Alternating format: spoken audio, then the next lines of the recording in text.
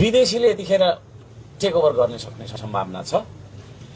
के गर्ने अब सबै नेताहरू भागाभाग राक्तम्य, कोही तपाईँको चाहिँ नै बागमतीमा कुटाइ खाँदै गरेको, कोही कहाँ के तहस नहस, पार्टीको कार्यालय तहस नहस होइन।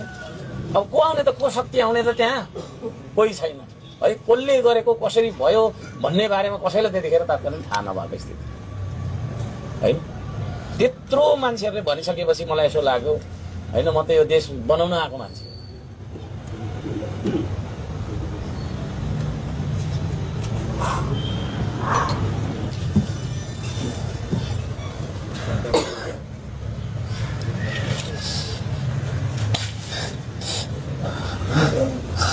हिम्मत हारेको भन्नुहुन्छ तपाईँले के? म जति हिम्मतिलो कोही पनि छैन यो देशमा, कुरा बुझ्नुहोस्।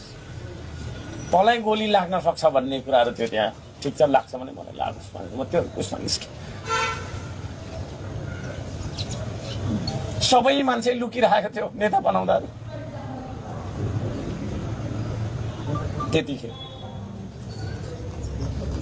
सबै मान्छे घरमा लुकिरहेको बेलामा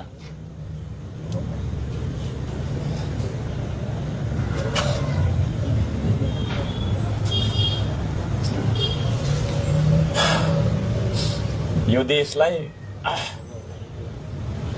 बचाउनका लागि त बलिरहेको आगोमा हाम फाले, मैले हाम फाल्ने निर्णय गरेँ।